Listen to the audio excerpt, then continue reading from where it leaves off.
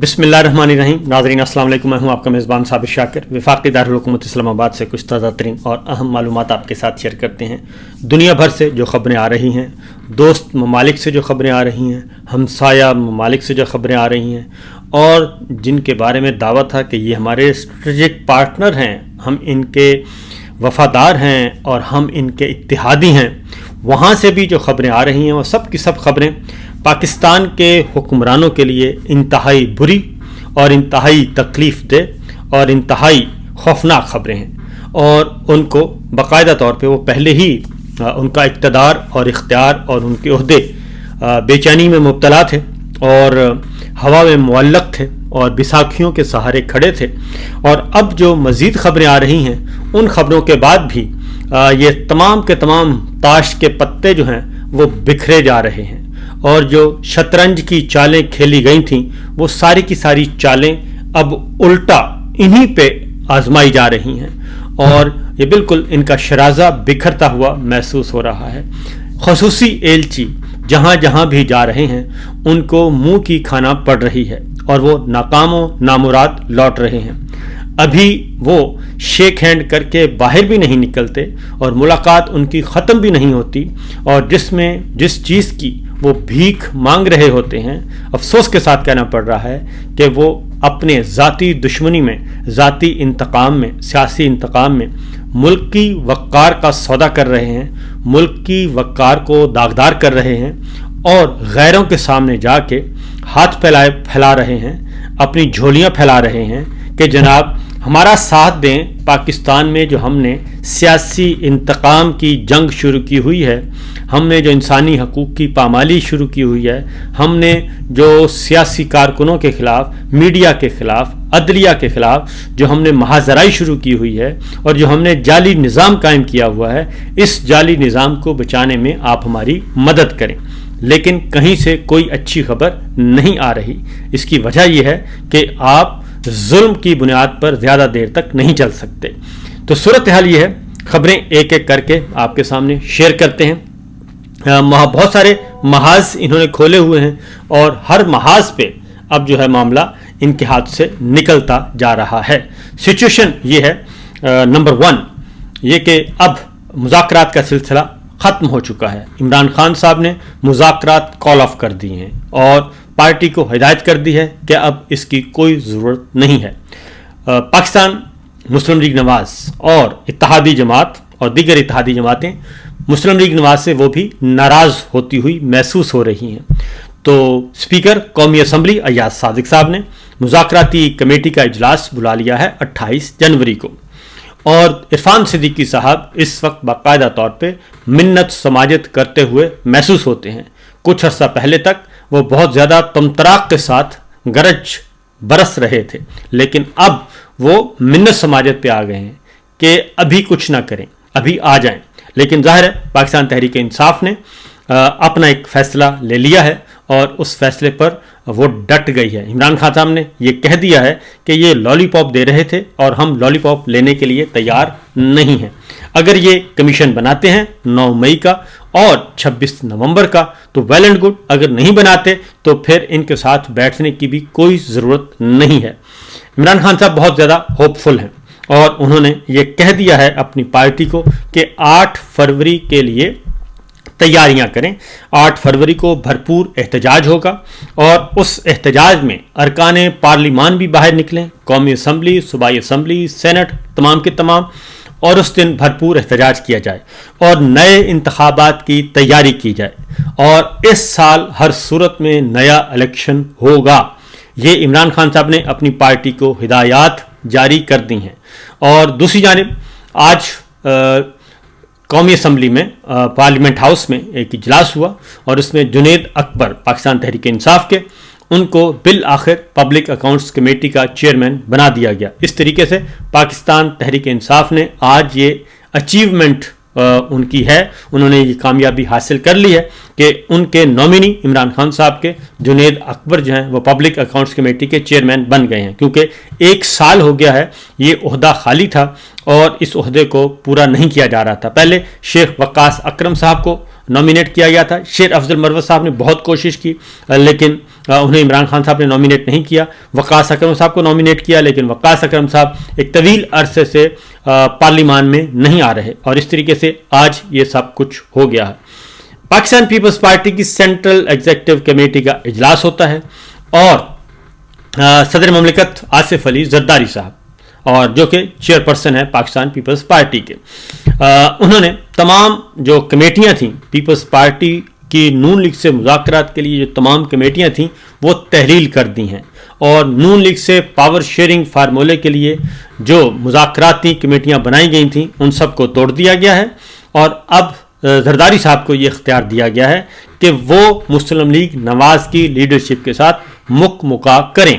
अब ये party level पे ये काम नहीं होगा, बल्कि अब ये ड्राइंग रूम में होगा, क्योंकि पाकिस्तान पीपल्स पार्टी को पंजाब में सख्त मुश्किलात का सामना है। उन्हें वहाँ पे कुछ नहीं दिया जा रहा, और उनके MPAs को भी, और उन तमाम अजला में जहाँ पाकिस्तान पीपल्स पार्टी के उम्मीदवार जीते हैं उन पर भी मुस्लिम लीग नवाज मरीम सरकार का कंट्रोल है, और उनके मुतालबात पूरे नहीं किए जा रहे। लेकिन फिल वक्त ये फैसला फरमाया गया है कि कमेटियां तहलील अब मुज़ाकरात नहीं खेलेंगे, ड्राइंग रूम में बैठ के बंदर बांट करेंगे, क्योंकि जरदारी साहब सिंध की हद तक अपने तमाम नॉमिनीज़ को सिंध हाई कोर्ट का जज बनवाने में कामयाब हो चुके हैं, और ये उनकी सिंध की हद तक बड़ी कामयाबी है जो कि उन्होंने नून लीग से और स्टैब्लिशमेंट से तय कर ली।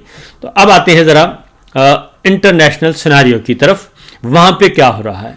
वहाँ पे भी हालात अच्छे नहीं हैं, और सिचुएशन ये है कि मोहसिन नकवी साहब, उनकी नाकामियों के किस्से अब ज़ुबान ज़दे आम हैं, और वो जहाँ जहाँ जा रहे हैं मामलात ख़त्म होते जा रहे हैं। माइकल कुगलमैन थिंक टैंक चलाते हैं, और अमेरिका में और आलमी दुनिया में उनकी एक राय है। उन्होंने एक ट्वीट किया है, मोहसिन नकवी साहब खुसूसी एलची के तौर पे अमेरिका के दौरे पे हैं। उन्होंने कहा है कि नाकाबिल यकीन, अनबिलीवेबल, कि वाशिंगटन DC के अपने सफ़र के दौरान पाकिस्तान के वज़ीर दाखिला ने मुबैना तौर पर एक ऐसे ग्रुप की मेज़बानी में शिरकत की जिसमें चीन की मौजूदा हुकूमत को ख़त्म करने का मुतालबा किया गया था। ये बात पहले भी आ चुकी है, और उन्होंने कहा कि ये एक बहुत बड़ी गलती है। अगर ये सच है तो ये पाकिस्तान के इंतहाई अहम साथी के साथ सिफारती बहरान को हवा दे सकता है, और ये इशू खड़ा हो चुका है। और मुशाहिद हुसैन सैयद साहब ने भी इस पे कहा है कि ये तबाही की तरफ जा रहे हैं, और इन्होंने ऐसी एक हरकत की है कि जिसके बाद तबाही के अलावा कुछ नहीं है। उसकी वजह यह है कि चीन पाकिस्तान का बेहतरीन दोस्त है, स्ट्रेटेजिक पार्टनर है, सबसे ज़्यादा इन्वेस्टमेंट उसकी है, सबसे ज़्यादा ये सारे क्राइसिस में उसने सपोर्ट किया। और लेकिन मोहसिन नकवी साहब एक ऐसे इदारे और एक ऐसे थिंक टैंक की दावत पे जाते हैं और शेक हैंड करते हैं कि जिसका बुनियादी एजेंडा ही चीन की मौजूदा कम्युनिस्ट पार्टी के इक़्तिदार का ख़ात्मा है। ज़ाहिर है वो कॉन्स्पिरेसी से जरिए होता है। तो मोहसिन नकवी साहब वहाँ गए, और अब हमारे पास जो इत्तलाआत हैं वो उससे भी ज़्यादा ख़तरनाक हैं, और सिंध हाई कोर्ट में एक मुकदमा गया है। चाइनी सरमायाकार लेके गए हैं। चीनी सरमायाकारों ने अदालत से इस्तदा की है कि उन्हें पुलिस की हरासानी और भत्ताखोरी से तहफ़्फ़ुज़ दिलाया जाए, बसूरत दीगर वो सिंध छोड़कर लाहौर या वापस चीन चले जाएंगे। अदालत ने चीनी सरमायाकारों की दरख्वास्त पर मुतल्लिका हुक्काम से 4 हफ्ते में जवाब तलब कर लिया है। चीन से ताल्लुक़ रखने वाले 6 सरमायाकारों ने पीर रहमान महसूद एडवोकेट के तवस्सुत से सिंध हाई कोर्ट में दायर की गई दरख्वास्त में ये सारा कुछ कहा गया है। इससे पहले जो चाइना है वो ये कह चुका है कि अगर आप हमें सिक्योरिटी नहीं दे सकते तो हम अपनी फोर्स लेके आ जाते हैं। ये भी चाइना कह चुका है, और ये फेडरल गवर्नमेंट को कह चुका है।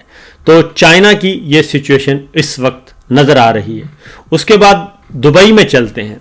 दुबई में मलक रियाज साहब के खिलाफ ये सिलसिला शुरू करना चाहते हैं, और मलक रियाज साहब के खिलाफ जाते जाते चीन के दुबई के अंदर जो उनका प्रोजेक्ट था उस प्रोजेक्ट के बारे में भी बाकायदा तौर पे नैब ने कहा कि वहाँ पे इन्वेस्टमेंट ना की जाए। اس کا مطلب یہ ہوا کہ جس پروجیکٹ کی ساورن گارنٹی یو اے کی گورنمنٹ نے دی ہوئی ہے اس ساورن گارنٹی کو چیلنج کر رہے ہیں نیب کے chairman lieutenant general Nazir Ahmed Butt اور ان کے مفادات کو نقصان پہنچا رہے ہیں. تو لہٰذا اس معاملے میں بھی یو اے ای نے سخت ترین احتجاج کیا ہے اور سخت ترین وارننگ دی ہے اور انہوں نے کہا ہے کہ اپنی داخلی سیاست کو اپنے گھر تک رکھیں اور یو اے ای کے اندر انٹرفیئر مت کریں اور یو اے ای کے جو پروجیکٹس ہیں یو اے ای میں جو انویسٹر آتے ہیں ان کو یو اے ای کی گورنمنٹ مکمل طور پر آئینی قانونی ہر طرح کا تحفظ دیتی ہے. آج پھر خواجہ آصف صاحب جو ہیں وہ آئے ہیں اور انہوں نے ایک پریس کانفرنس کھڑکائی ہے اور پریس کانفرنس میں انہوں نے یہ کہا ہے کہ جناب ہم ہر صورت میں ملک ریاض صاحب کو لے کر آئیں گے اور انہوں نے میڈیا کے خلاف بھی آج گفتگو فرمائی ہے. تو سوال یہ پیدا ہوتا ہے کہ آخر کیا وجہ ہے, پس پردہ معاملات کیا چل رہے ہیں, کیونکہ ایشو تو ہے ملک ریاض اور بحریہ ٹاؤن کا معاملہ وزارت دفاع کی ڈومین میں تو آتا ہی نہیں. اس پہ اگر کوئی بولے تو چیئرمین نیب بولیں, ان کے ترجمان بولیں, ان کے آفیسر بولیں, وہ پریس کانفرنس کریں, اور اگر ان کے بہاف پہ کسی پریس کانفرنس کسی نے کرنی ہے تو وہ کیبنٹ منسٹر کرے, کیونکہ نیب جو ہے وہ کسی وزارت کے انڈر تو ہے نہیں, اور وزیر اطلاعات بول سکتے ہیں حکومت کے ترجمان کے طور پر, لیکن وزیر دفاع کا بولنا از خود بہت سارے سوالات کو جنم دے رہا ہے. اور دوسری جانب ملک ریاض صاحب یہ کہہ چکے ہیں کہ میں کسی بھی صورت میں عمران خان کے خلاف گواہی نہیں دوں گا اور اس سلسلے میں مجھ پہ جتنے بھی دباؤ ڈالے گئے ان تمام دباؤ کے بارے میں اور ادروائز جو میرے ساتھ کیا جا رہا ہے ان ساری چیزوں کے ثبوت میرے پاس موجود ہیں اور وہ کسی وقت بھی باہر آ سکتے ہیں. تو صورتحال بہت کلیئر ہے جی. دوسری جانب ایک اور خبر, جن پہ تقیہ تھا وہی پتے ہوا دینے لگے. دوسرا سب سے بڑا انحصار ہمارے حکمرانوں کا تھا کہ شاید سعودی عرب کے ذریعے سے پریزیڈنٹ ٹرمپ تک پہنچا جائے اور وہاں سے کوئی ریلیف حاصل کیا جائے, لیکن پریزیڈنٹ ٹرمپ نے سعودی عرب کو بھی ایک بہت ہی سخت پیغام دے دیا ہے اور انہوں نے ان کی ایک بہت بڑی پیشکش کو بھی ٹھکرا دیا ہے. اور پریزیڈنٹ ٹرمپ جو ہیں وہ بالکل ایک اور نئی سوچ نئی اپروچ کے ساتھ آ رہے ہیں. میرا خیال ہے کہ ہمارے حکمرانوں کو یہ بات اچھی طرح سمجھ لینی چاہیے کہ چیزیں کس طرف جا رہی ہیں.